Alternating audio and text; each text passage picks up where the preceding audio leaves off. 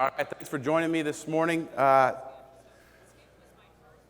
little introduction for myself, and we're going to get into that more later as I explain some of my experience, but I've been in the tactical world now for about, almost 9 years, working first with 1st Special Forces Group and now with the 40160th, Special Operations Aviation Regiment.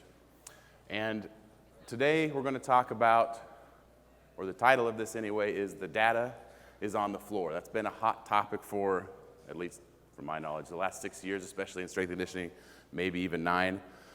But it's kind of something we need to weed through and figure out what's important for us as strength and conditioning coaches. So I'm going to get into that. But first, the whole trend with data is not just in strength and conditioning, it's in everything. The most valuable commodity in the world, oil. Oil is an industry that's worth over $1 trillion a year. And back in 2006, before I know I was getting into much data in strength and conditioning, it was claimed that data is the new oil by a mathematician, I think in the like an Economist magazine, and that's kind of caught on for conversation since then. It seemed, for me, a little extreme, thinking that this data trend, or I don't think it's a trend, but a movement, is more valuable than oil. But I recently watched this documentary on Netflix called The Great Hack. It actually came out after these slides were due. Sorry. But it added to this, and it explained that last year, data actually surpassed oil in value. It is now over $1 trillion a year industry. The most powerful companies in the world possess all of that data, so like Google, Amazon, even Facebook. And that data has the ability to not only predict human behavior, but also influence it, persuade it.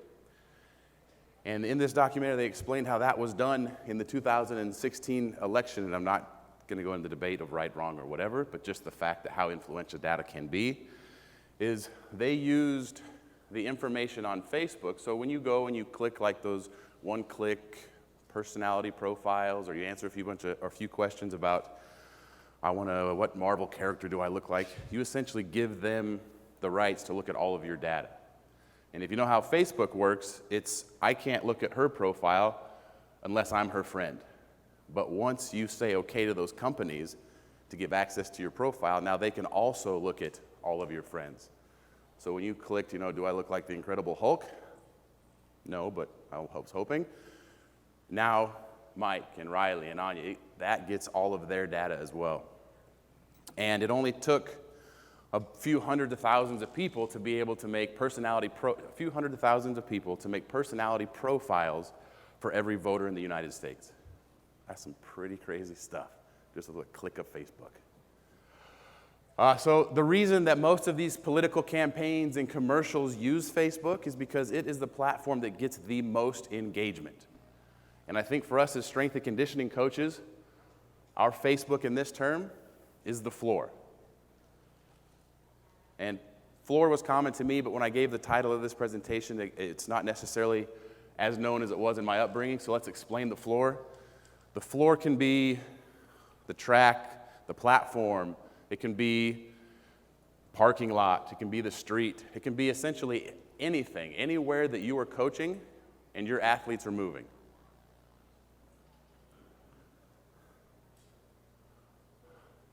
But this broad floor allows for so many data points to be extrapolated from. And I'm not even talking with all the wearables and technologies, just considering the performances that they're taking place in, the training that they're participating in.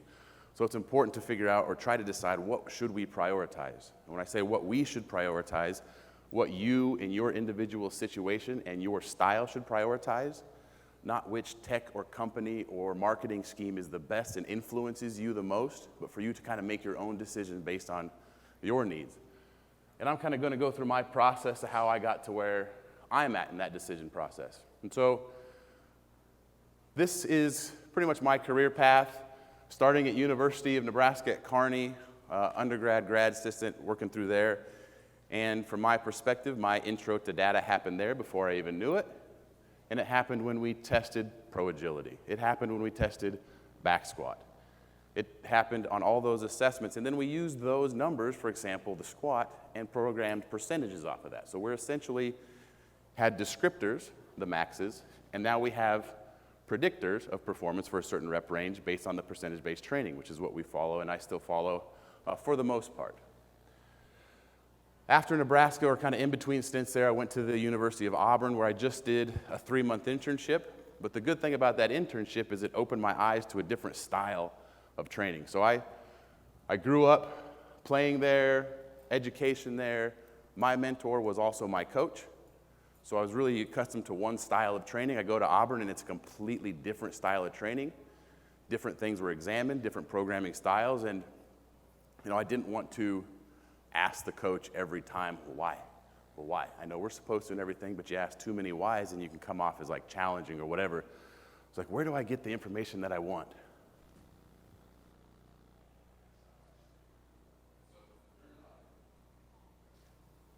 So I got a stopwatch. And I started to time the sled pushes he was doing, because there were no work to rest intervals. And in our programming that I was brought up in, I was used to seeing work to rest intervals.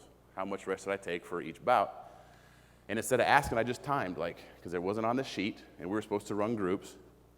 And it essentially worked out to a 1-to-4 work to rest ratio, which equated to a regular play in football. And I was like, okay, that's cool.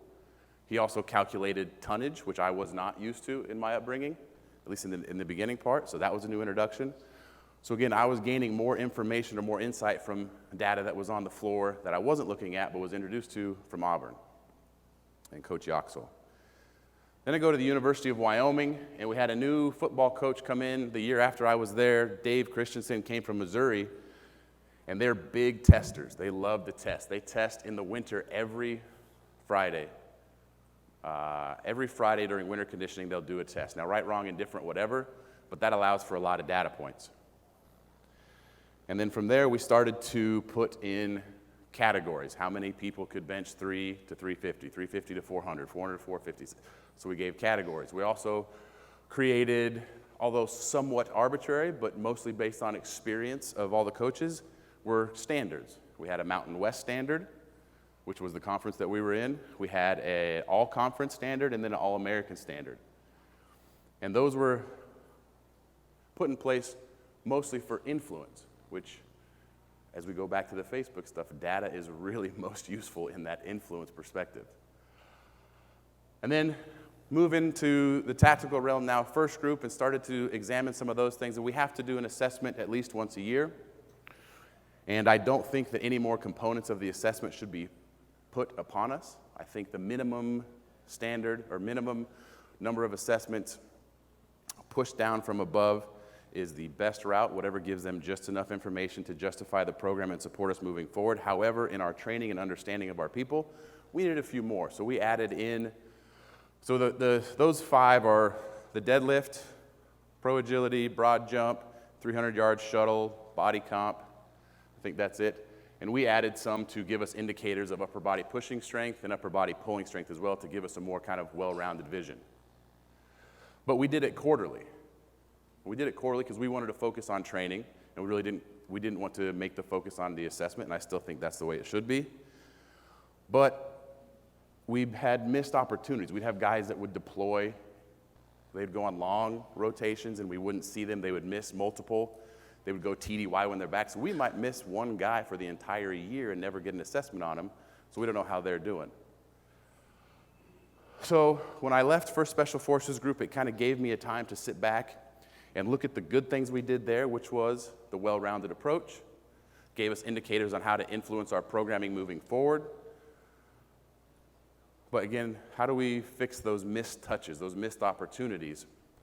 And so I slow played my role there. The first 6 weeks, I really didn't do much but observe, talk to people on the floor, just say hello, tips if they asked, but kind of stayed out of the way and observed and kind of thought about how I could take previous experience and apply it in my new role. And even the first 6-week block that I programmed, I didn't track a single number. I didn't want to have any focus on numbers. I didn't want them to think about it.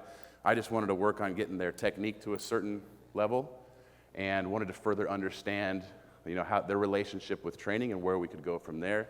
And then after there is when it really started to unfold where we're at today. During that process, I examined a lot of technology. So even though I'm going to kind of steer you away from most technology because it complicates it, I'm still into it, hugely into it. We used, and I still use, heart rate systems. I started myself on for HRV, iThlete, then BioForce, and then bought the Omega Wave. Did the pre-training jumps, broad and vert, to test readiness. Also did grip. Used bar speed, now popularly known as velocity-based training, VO2. All those things to get good insights, but they kind of weren't giving me the information that I needed and were taking time away to just simply use those types of tools.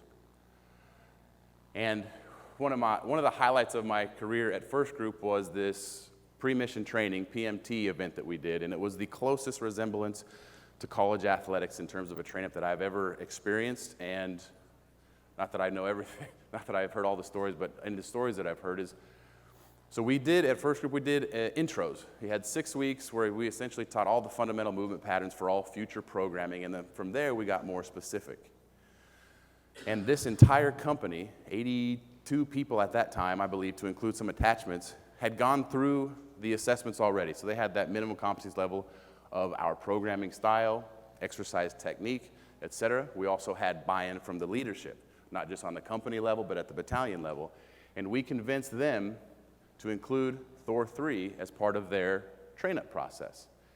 And I forget if it's 9 or 10 weeks, but we had 9 or 10 weeks. We started with the assessment, 9 weeks of training to include buying deployment kits, a rack, bumper plates, bars, miscellaneous items, a rower, fan bike, etc., so that they could take with them when they go downrange for the continuity of the programming. But what we also did is we took all that stuff down to Yakima, where they did their pre-mission training, and took over a National Guard facility and set it up in there so they could kind of get the idea of how this can be carried out downrange. And we were attached to a different unit then, and the commander came in and looked at what we were doing. And the one thing that he focused on, the one thing that the notes were taken on, which we were working on speed strength a little bit, but mostly for fun and entertainment for the guys, we had Tendo units. And it wasn't the logistics, it wasn't the integration, it wasn't the training, it wasn't the participation or the calendar, it was, what are the toys? And so, his guy started taking notes, Tendo units, we need to start getting these in our program and stuff like that. And it was like, all this, that's the thing you focus on? I don't know that technology should be the focus. But again, everyone knows that I'm into it because I want to find it. I like it. It's toys. It's entertaining. One of my colleagues recommended I go to this organization and check it out because they are really good at tech. They have a lot of it. I was like, shoot, yeah, let's do it. Next month, take a trip, go out and visit them. And they're doing blood draws, force plates, treadmills, VO2s. They're doing all sorts of things. It's a lot of it, some of it over my head. But the running one is they had this athlete from an ACL injury, and they were trying to get them to return to play. But the organization, not necessarily the coaches, but the organization wanted some qualitative number to suggest that they were ready to go back and play. And I don't remember the product, but it had the green sides, and it you can run on it or jump on it. It measures ground contact time and stuff like that. They wanted some number based on that product to suggest that he was ready to return to play. And I think that's when we're going the wrong route. Use this technology, get some number from this to say that he's ready to play. And so I didn't really like that and was talking to the coach. I was like, well, we don't have to see that he's not ready to even run yet. We can examine his gait and all this stuff. And he's like, yeah. Hey, Rob also said, and I was like, oh, sorry. Because he was in the same boat. He didn't want a qualitative number from this device. He wanted to be a coach because it gave him more information than 3 or whatever. And then I watched the force plate being used, and the mid-thigh pull, single leg, double leg, squat, isometrics, and watching the squat one. So the coach was kind of behind the computer right here. The athlete was over here squatting, and I'm sitting right here watching because I don't use force plates very often, and I kind of want to see both sides. And when we get to the squat, I watch the squat, and those of you know me, sometimes I just share my opinion, and I probably shouldn't. The athlete's feet weren't even. It went to the toes. I mean, it was like really bad. And I was like, oh, hey, is that how you want him to do this? You know, and it gets, oh, no. But all it was looking at the numbers. Those numbers mean nothing compared to the value of that movement. So again, dang it, technology, could you please be more fun or helpful? Because I want to use it. I like it's fun. Then go to some sports science conferences to see how they're doing some thing. Organization leading the way in monitoring and using some good information to try to suggest when injuries might happen. But some of that data can be deceiving. Their number, or one of the things they compared to injury rates was the compliancy of the off-season training program. But preceding that, we learned that the culture of that sport, where most of their players came from, they don't like to train. They don't like the weight room. They just want to play their sport. We also learned that the coaches don't actually get to work with the players in the off-season. So then all of a sudden it's like, what's compliant mean? And compliant meant for this, which they related to injuries and said that compliancy helped or reduced the amount of injuries that happened during the season. Compliancy was they responded to the email we sent. And you're right, not responding is definitely a data point. Responding is a data point. Is it compliance? And then the technology itself. I mean, I was looking. Oh no, I went to a different presentation, and it was the velocity-based training system. And there's like 15 or 16 different products on the market now for velocity-based training. Which one of those are valid? That's not in my scope to figure it out. I don't know that I can. And that's been the deal. Like GPS, I can remember all the way back at Wyoming when GPS was becoming a big deal. I was like, yeah, let's get into it. I love the technology. It's fun. Let's do it. I remember seeing they put numerous, 2 handfuls, 2 dozen different GPS devices on one sled, ran down the field, and it all gave them different numbers. Same product, same make, same everything, but different distances, different velocities. And it's like, how are we creating algorithms to suggest training load when these things aren't reliable or valid? But Josh Hagan, that's a guy to go to learn all this stuff. I became friends with him after listening to one presentation. I was like, that dude is way smarter than me. So he'll do all this stuff for you. So if you haven't heard of him or never met him, reach out. He's the guy you want to get to know in terms of technology. And now one of the most entertaining for me really is the endurance world. I know when you guys came in, you're like, yeah, I could tell he's an endurance guy. But they have fewer variables. They have way fewer variables than a lot of the things that we deal with. And so having those fewer variables allows us to kind of get a better understanding that we can then build upon. So it's like simple, get an understanding, get that momentum going, can understand complex a little bit better. But they're using, for cyclists, for example, look at all the tests they do, the VO2s, the blood draws. They have so much technology. And they're working on descriptive, prescriptive, and now even predictive type measures, but not quite there yet. They're using artificial intelligence, machine learning. The product Training Peaks is amazing. Not that I use it because I'm not an endurance guy, but I do look at it and learn from them because they're pretty smart people. But their biggest indicators, even for that software that I just mentioned, the things that profile the athletes and tell them what they need to do and how they need to train, or maybe that they need to switch which cycling sport they're participating in, all comes from the performances on the bike. The data's on the floor. So for us as strength and conditioning coaches, I think the pursuit of technology is really just a pursuit of knowledge. And I think that the training, the interaction we have with our soldiers, with our athletes, I think that knowledge can be gained from just that simple interaction.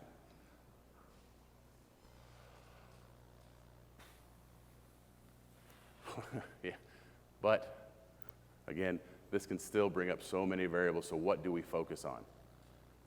And it's my opinion that we focus on the underlying physical characteristics that relate to all physical performance. We're humans first. So let's examine this in terms of continuums, strength continuum and endurance continuum. Strength continuum, obviously nothing new. Max strength, strength, speed, speed, strength, speed. Max strength, like 1 to 5 rep maxes, whatever you do there. Strength, speed, a little bit faster on the bar, so power cleans, hang power snatches, speed, strength, those exact same exercises, lighter but higher velocities, jumps, med ball throws, and then speed such as like sprints. And then the conditioning continuum, and you can see that there, aerobic, lactic endurance, lactic power, and alactic power. So to kind of get a good perspective on how these look with each other, kind of combine them. Now there's definitely some overlap because everything on the strength continuum is supported by the alactic, but this just gives you a good idea or a good visual on how they kind of relate to each other in terms of training.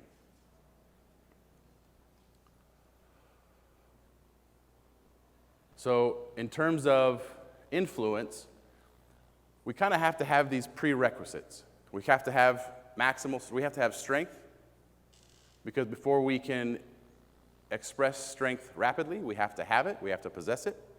And then we have to have the aerobic ability, because the aerobic ability is essentially the potential within where our anaerobic ability lies.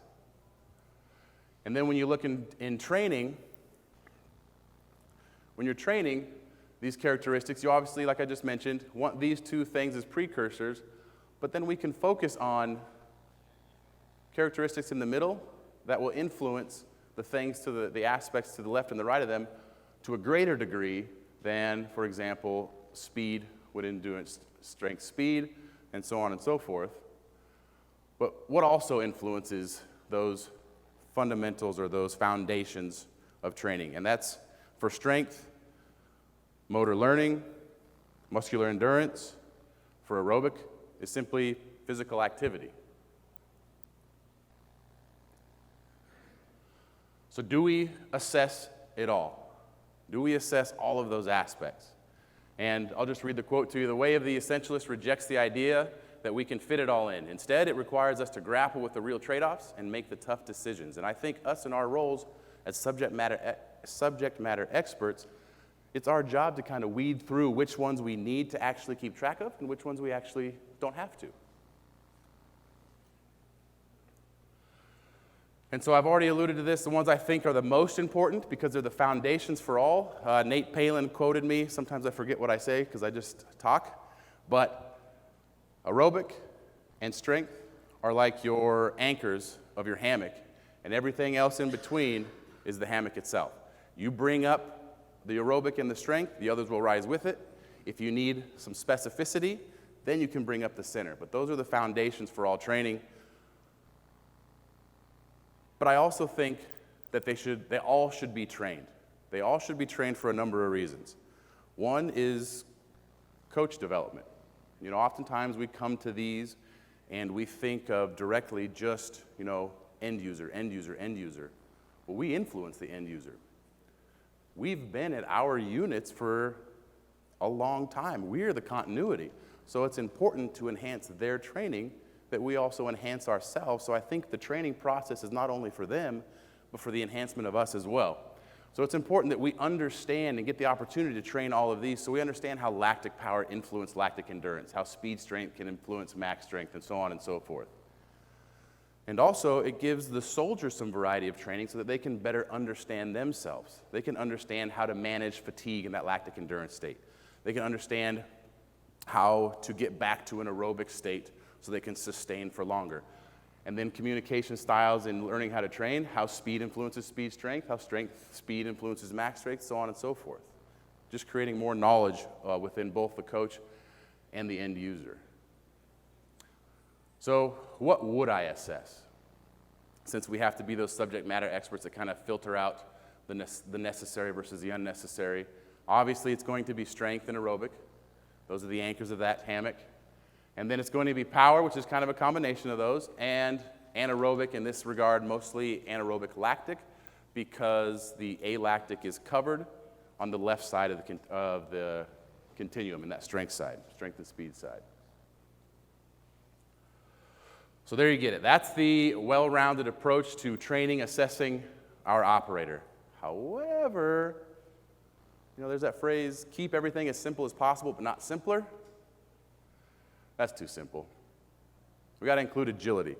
All of those other characteristics we talked about are force production, producing force in some degree, but what we're not talking about is movement variability. We're not talking about producing, absorbing, and reproducing, intra and intermuscular coordination. A lot of those are not hit as hard as they are in agility, and also, if you're not assessing it, it's going to start to filter itself out of your programming. I mean, it's not like historically a particular branch has only done, push-ups, sit-ups, and running. Okay, so it's important to have influence in your assessment as well. And I also think the strength is too simple. There's too many components of the strength, so break that down even further to upper body pushing strength, upper body pulling strength, and lower body strength. Now those are my final 7 characteristics that I think underlie all the physical characteristics for human performance.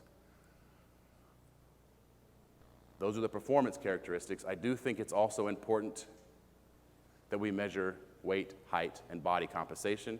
And that's because we can relate those to some conversations and influence as we assess those characteristics, and I'm going to get into that a little bit later. So do these characteristics support operational demands? Think in your head, think about some of the tasks that you or your soldiers or clients go through. Think about the physical demands of those tasks. What do they entail? Work to rest ratios, duration, whatever you want to examine. And then how well do these mentioned characteristics support each one of those demands? Obviously, I'm kind of baiting you because my opinion is very well. But do we need that formal assessment? Everyone wants to talk about assessments and, hey, no, let's do a new one this time. Let's try this. We don't need an assessment. Like I said already, the data's on the floor. Don't get me wrong, when I was in college, I loved it. Game day in the weight room, turn the music up, get crazy. I loved it, but I just don't think it fits our setting. All this information, all of the information around those characteristics can be drawn simply from the training that we're already doing. One example is a team. So we had our quarterly assessment.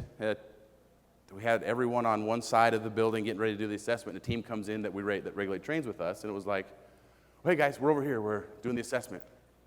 No, we're here to train.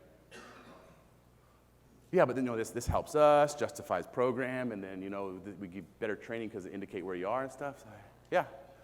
No, we came here to train. All right, go train, guys. That makes sense. I don't have an argument for that. In that point in time, their window, it's like, yeah, you're right. Training is definitely more important than an assessment. Training is, talked about that already a little bit. And remember, the purpose of the assessment is to gain insight into the ability of your end user as well as provide information decision-making on programming. And you don't need an assessment for that. I think, again, you can still draw all of that from the training that you're already doing. So what are the best exercises for each one of these characteristics?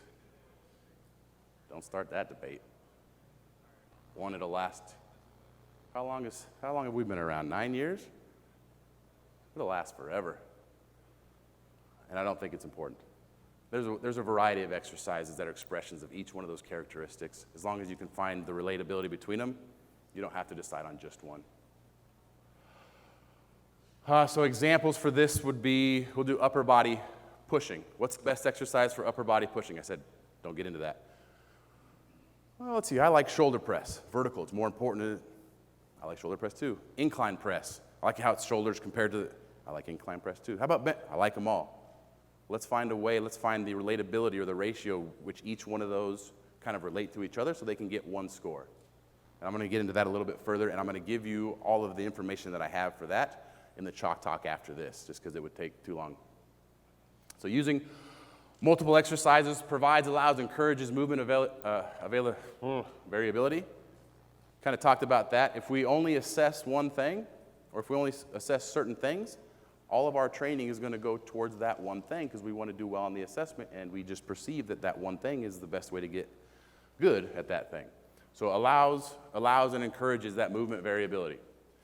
Shifts the focus away from specific test exercises, puts it back on good training, saying the same thing, and allows for the relationships of exercises to be examined. We kind of went over the bench press and shoulder one and the rowing versus running.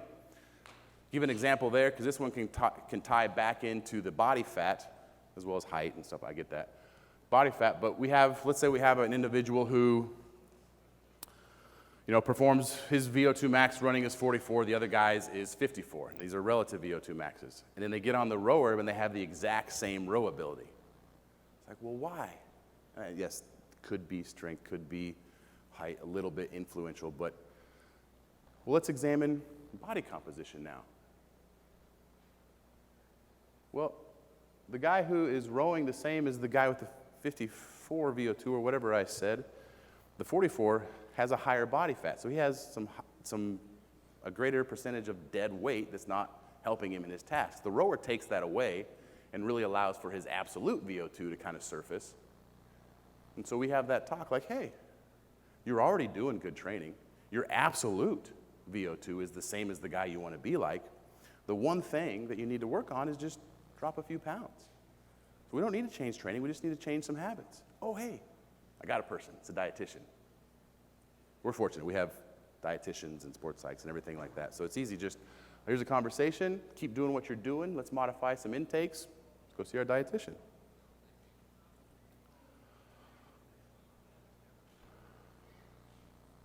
Went over those already. Rotate, every program, movement variability, again, saying the same thing over and over again, because I think it is that important to have the variability and not have to focus on one specific test. And then the data on the floor versus the assessment. So in the training, it allows for numerous assessments to take place. So for my programming style, my situation, I program 6-week blocks. And it's not hard and fast like this example, but for generality, week 1, you can get a baseline for the program, for the characteristics. Week 3, you can kind of have a reassess. In week 6, you can have another reassess. All fit within training, so it's not really that big of a deal. We're going to go into specific program samples after this. And then, because you're doing that, not only are you getting accurate numbers for that program in that time, but it allows for those numbers or those abilities to move with the athletes. So one example, and I have to put names up there because I forget things. So Josh. This just happened this summer, I think in June, and came back and we were doing conditioning-based or conditioning-focused program where we did a 1/4 mile, a 1 mile, and a 2 mile time trials, and we programmed intensities off of that for the intervals, and then distances and intensities for the capacity-based stuff. And we're out there on the track, and I'm watching Josh, and he's doing these 400s at 105 to 115% of the maximal aerobic speed, which is the average time he had on his mile, and he had 8 reps. And on the 6th rep, he gets done, he looks at me, and he's yeah, these are good, I was like, that is not how you should feel. This should be gross. Like, you should be hating this. What's your heart rate? Tells me, oh, that's way below threshold. But when I looked at his initial numbers, I looked at that initial assessment, all the tests lined up. The 400, the 1 mile, the 2 mile, they related to a way that suggested that he had an accurate test day. Josh, how good were you at following that program while you were TDY these past 3 weeks? I wasn't as good as I probably should have been. Okay, well, you've obviously gotten fitter from your assessments. On week 3, why don't we redo the 1 mile and the 2 mile? Those were the ones we were really using, but I like to do the 400 too so I can get relationships between anaerobic and aerobic ability, just for further understanding. But this program, we were really just using the 1 mile and the 2 mile. And sure enough, he improved his 1 mile substantially, and he improved his 2 mile substantially. And his intervals were no longer fun, and he no longer wanted to talk to me during them. So that's just the inter-training assessment allowed for more specific training and better insight and fit that person in that place and time. Funny enough, it also got talked like, oh, hey, this program can decrease your 2 mile by this time. It's like, it can't, but not training and then training can. But let's take it. Come on in, let's party. Another one, how they move with you. So decrease Dave. Dave is going to be a sample. Some of his data is going to be a sample on later slides. He's a very well-rounded and fit individual. This guy, 36 years old. He went on a trip where he was on a boat the entire time. and he's strong, fit, whatever. He comes back and he looks lighter, he looks tanner. I'm sure his wife's happier, but his numbers went down, and he didn't like that. He didn't like that his numbers went down. He's like, oh man, I'm sorry. I was like, well, don't apologize to me. You're already like well-rounded and higher than everyone else. You just keep doing what you're doing. But let's examine the relative strength. Where do those strength ratios fit with your current body weight? And the relative strength was pretty good, or was very similar. It's like, Dave, there's no issue. You're the same guy. You can handle yourself equally as well as you could before. You look better. So it's not a concern. We'll get back into training. You'll do it. And sure enough, he gained his weight back, which is all good weight. He's a phenomenal athlete. This is just telling stories now, but set a PR in his squat, which was one of the reasons he started to train with me in the beginning, which is kind of funny. Remember that? And then he also set for his 30s, he's 36 now, a PR in his 2-mile time. And it was really cool because I don't have anything to do with the PT test, but he kept track of it since he started training with us throughout the course, and you can see his times drop even though we never focus on it. So explain what this looks like in training. Weeks 1, 3, 6, kind of went over those. So open reps, for the weight room part of it, prescribe a certain intensity and then allow them to do as many reps as they can at that. I won't count over 6 reps though. So it's essentially 1 to 6, whatever they can do at that specific intensity, and if that equates to a higher estimated 1 rep max, their working max will then be bumped up. Open set is the reps are predetermined, and then they can use whatever weight they want to use, they think they can do, but they cannot fail. I make that very clear, and they get fun harassing people when they get going, words we're not supposed to repeat because it's recording, but they'll yell at them, do not fail. So it's kind of a fun environment, and we'll do the same thing with conditioning sets that I didn't already explain. We'll kind of do that with conditioning sets as well, that I'll get into later. But here's an example, nothing fancy at all, but a week 1. The program that preceded this, we had the exercises, we had power clean, push jerk, and hang power snatch. I wanted to focus the exercise for the strength speed part of it on hang power snatch, but I also wanted to get some insight into both the psyche as well as potentially whichever one is winning in this battle, the neuromuscular efficiency. So I kind of wanted to compare their best 2 rep to their best 5 rep. Deadlift, I'll go on a little tangent here since that new ACFT is coming out with that predetermined 1 exercise for the deadlift. And that is one thing in all of my programs with any deadlift exercise is they always get an option.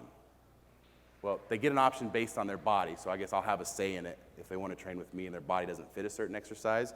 But we're all not made up the same way, so that flexion and internal rotation, those demands of the hips aren't the same in everyone. So it's important that we are aware of those and allow modifications so that everyone can do a similar exercise. So my guys, or soldiers, will always be able to do conventional or sumo deadlift, and I think any of those options in terms of testing deadlift should be available. Chin-ups, you can see the exercises here. Then you go into week 3, we have some open sets.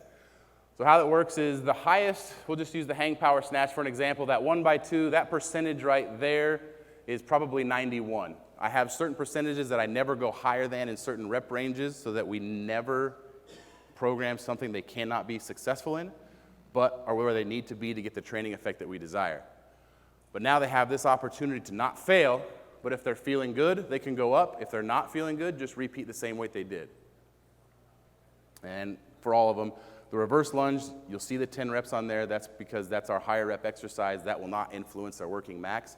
That's just me trying to influence their practice by giving them the open set and then adding some more weight. I wanted them to try hard on that exercise too, so I give them the open set.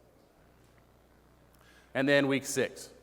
Open sets are all there. You see an open rep set. And then week 6 is when we have the bonus set, which makes it a little bit more fun. It lets me have a little bit of that feel of the game day in the weight room, but still within training. So if they hit that open set and they kill it and you're like, you can go again. Go ahead, take the bonus. If someone does it and they're like, I don't think I can do it again. It's like, don't worry, man. It's good. The bonus is not even accounted for. You did great. And then kind of gave you an example with Josh, but then this last program that we just did, we did the similar thing with 200-meter sprints. So our anaerobic power for this last program was on Monday, and it was the 200-meter sprints, and they got full recovery, and so they only were able to or only needed to do 5 to 7 sprints. But each week, because I wanted to see how that improved over time, or at least how it changed over time, their first sprint would be an all-out effort, and then the subsequent sprints would be 90 to 100% of that. So it lets us track their percent, or let us track their progress over time, and then it also kind of accommodates their percentages or their intensity relative to how they're feeling that day. And then I use that number to then go back and play with, to examine the relationship between the ones up top. But again, none of this is being done when I'm on the floor. It's all after the fact, after that engagement of coaching takes place. Then I go back to my computer, and then I play. So this is about a year ago, because I've switched to an online platform that does all this work for me in a lot prettier way. We can talk about that offline some other time. I'm not going to go over this. We can go over this in the Chalk Talk, only because I'm running a little long. But I do want to go into this. So all those categories or all those characteristics with all those exercises that fit within them, we need to find for our influence, for our conversations, and for our end users' interest, kind of a scoring, so we can decide what we need to focus on and what we don't need to focus on. In the beginning, I used to use the radar plot or the spider graph. I thought that was cool, but really the end user likes the bar graph, and now I've gravitated towards that. We will get into the specifics of all of those scorings in the Chalk Talk afterwards. I did some pre-work and wrote it all on these papers, so you can take pictures, you can have all my information that you want. But when determining a score, something to think about is, when I did this, when I went down this route, I wanted to have the best math possible so I could sit in front of people that are way smarter than me and way more experienced than me and justify my practices. But percentiles, z-scores, all of these aspects are descriptors. As coaches, we're not necessarily just looking to describe our population. We want to influence them. We want to use our years of experience to get them to places they could be that they haven't previously been. So in my final scoring, and again, we can go over this, I use math. It's based in it, but the ranges, the 100%, those are based on experience. Because I want to use it to influence them. I don't want to just use it to describe them. If I use it to describe them, we could just push the same tendencies that they already have. If they're super aerobic and no strength, we're going to keep pushing super aerobic and no strength, because those are the descriptive characteristics that we get from the math. So it's important to kind of use your experience that you've had over the years to decide where you can actually lead them, where you can influence them, to make them more well-rounded. And then you can use that information to drive conversations, like I said, and then also for programming. But also when we have guys that go to different schools or different selections, and they want to prepare for those. They want to make sure they're preparing specifically for those. Well, over time, we'll be able to get enough information from all the people that have partaken in those events prior to you and what common characteristics that they all had. Now, it's a small component of the things I'm talking about, but it's a component nonetheless, and it's the only component that we really get to influence as strength and conditioning coaches, so I wanted to be able to do that as best as possible. So everyone that's followed the path that you want to follow and has been successful, not these ones on the board, but just theoretical, these characteristics are what they had, so we need to get your performances closer to alignment with those. Then you can compare individuals to the team, teams to the unit, so you can influence or prescribe specifically for the individual need or for the team needs based on that training style of the unit. And then talking about looking into each one of those characteristics. So talk about the relative scoring, and again, we're going to go over that in the Chalk Talk specifically. But by looking at the bottom part, I look at upper body push, and I see 73 above that gray value, which I think is kind of the median, which is the median for the group and kind of where we want them to be, even though there's no real standard. I'm going to call it the minimum standard. It's like there's no issues. But when I zoom in and see the exercise that this person has done within for this example, the last 3 months, and see where their maxes fall, it's like, whoa, we do have a big discrepancy. Something with the upper body push doesn't look right. And after talking to this person, because this person trained with me for a year prior to this and mentioned how they could never bench past, and this person, I don't know, maybe it was 225, and he was an athletic person, trained, everything else was going up as you see the shoulder press and stuff like that, but his bench was still 225. And I was like, hey, I'm sorry, I don't know, and I haven't had this happen. I don't know why your bench isn't going up. I apologize. I wanted to get that up for you. Why do you think it's not? It's like, I don't know.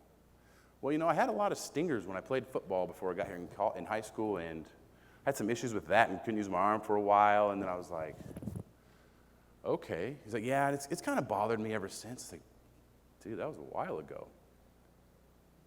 But that became a scenario that was beyond my scope, so I referred out to Mr. Riley. I said, Riley, you're the physical therapist. Can you fix him? Well, I want him to bench more.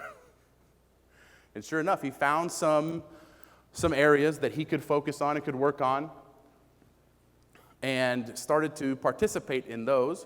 And unfortunately, both of them left the unit, but months later, he contacted me specifically from wherever he's at to let me know that, hey, I benched over that now. And it wasn't much, 10 pounds, but that was a huge win. And it was all because I got the insight from the data I had on the floor to then refer out to my physical therapist, who told him what he could do, and now he's high-fiving me from afar. Data on the floor stuff is fun. Oh, there, I highlighted it. So in summary, data is important, but let your practices influence the data that you need and the data that you get, nothing else. Your current training practices will always provide the majority of the data that you need, and the consistency with tracking that will assure that success can be measurable over time. And then enjoy the experience. Enjoy being a coach. That's why we got in. That is the most fun part of this. Don't get caught up in the tech world and trying to be something that at least I prefer that I'm not, even though I do like technology. Focus on the coaching. The number one thing is always training. That's some of the stuff we're going to go over in the Chalk Talk. Time's up.